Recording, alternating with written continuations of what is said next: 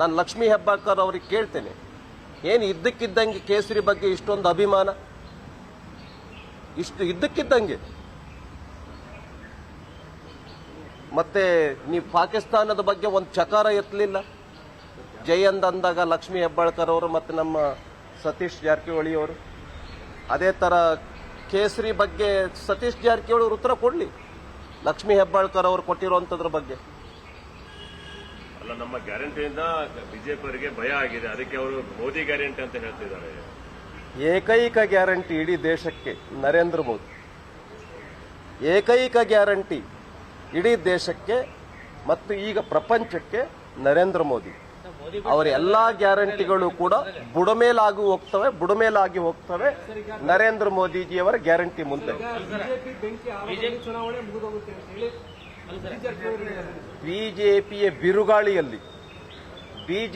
ಬಿರುಗಾಳಿಯಲ್ಲಿ ಕಾಂಗ್ರೆಸ್ ಕೊಚ್ಕೊಂಡು ಹೋಗುತ್ತೆ. ಈ ಸಾರಿನೂ ಕೂಡ ವಿರೋಧ ಪಕ್ಷದ ಅರ್ಹತೆಯನ್ನ ಪಡ್ಕೊಳ್ಳಕ್ ಸಾಧ್ಯ ಇಲ್ಲ ಕಾಂಗ್ರೆಸ್, ಈ ಸಾರಿನೂ ಕೂಡ. ಬೆಳಗಾವಿ ಲೋಕಸಭಾ ಕ್ಷೇತ್ರದಲ್ಲಿ ಏನು ನಾನು ಹಾಗಂತ ಹೇಳ್ತಾ ಇಲ್ಲ.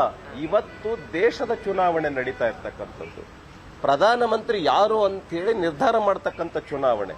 ಆ ಹಿನ್ನೆಲೆಯಲ್ಲಿ ಜನ ತೀರ್ಮಾನ ಮಾಡ್ತಿದ್ದಾರೆ ಮತ್ತೆ ನರೇಂದ್ರ ಮೋದಿಜಿ ಅವರು ಹ್ಯಾಟ್ರಿಕ್ 3ನೇ ಬಾರಿಗೆ ಪ್ರಧಾನಮಂತ್ರಿ ಆಗಬೇಕು ಅಂತ. ರಾಹುಲ್ ಗಾಂಧಿ ಅವ್ರನ್ನ ನೋಡ್ಲಿ, ಯಾರು ಬೇಡ ಅಂತಾರೆ? ನಾನು ನರೇಂದ್ರ ಮೋದಿಜಿ ಅವರ ಬಗ್ಗೆ ನಮ್ಮ ಪಾರ್ಟಿ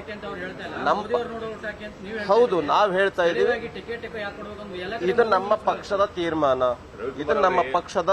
ನಿನ್ನೆ ಏನು ಸತೀಶ್ ಜಾರಕಿಹೊಳಿ ಒಂದು ಸ್ಟೇಟ್ಮೆಂಟ್ ಅನ್ನು ಕೊಡ್ತಾರೆ ಅಂತ, ತಮ್ಮಲ್ಲಿ ಇರ್ತಕ್ಕಂಥ ಒಳಗಡೆ ಇರ್ತಕ್ಕಂಥ ಅಸಮಾಧಾನದ ಬೆಂಕಿ ಏನಿದೆ ಅದು ಫೈರ್ ಫೈಟರ್ ಬರೋದೊಳಗಡೆ ನಮ್ಮ ಇಲೆಕ್ಷನ್ ಮುಗಿದೋಗಿರುತ್ತೆ.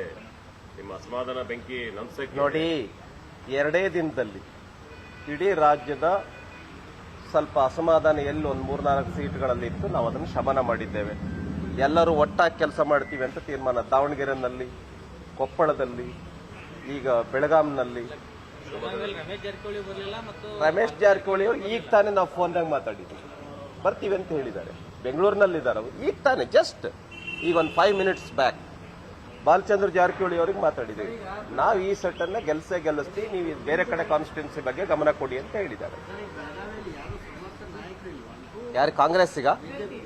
ಯಾಕೆ ಬಿಜೆಪಿ ಯಾಕಿಲ್ಲ ನಾಯಕರು? ಅದಕ್ಕೆ ತಾನೇ ಅವ್ರು ಕೇಸರಿ ಧ್ವಜ ಇಟ್ಕೊಳ್ತಿರೋದು. ನೋಡಿ, ಯಾವ ಪಾರ್ಟಿಗೆ ಅಭ್ಯರ್ಥಿಗಳಿಲ್ಲ, ಯಾವ ಪಾರ್ಟಿಗೆ ಕಾರ್ಯಕರ್ತರು ಅನ್ನುವಂಥ ಕಾರ್ಯಕರ್ತರು ಹೇಳ್ತೀನಿ, ಯಾವ ಪಾರ್ಟಿಗೆ ಅಭ್ಯರ್ಥಿಗಳಿಲ್ಲ ಅಂತವರೆಲ್ಲ ಏನ್ ಮಾಡ್ತಾರೆ? ಸಚಿವರ ಮಕ್ಕಳು ಫ್ಯಾಮಿಲಿನಲ್ಲಿ ಹುಡುಕ್ತಾರೆ. ಅಂತ ದುರ್ಗತಿ ಭಾರತೀಯ ಜನತಾ ಪಾರ್ಟಿಗೆ ಬಂದಿಲ್ಲ.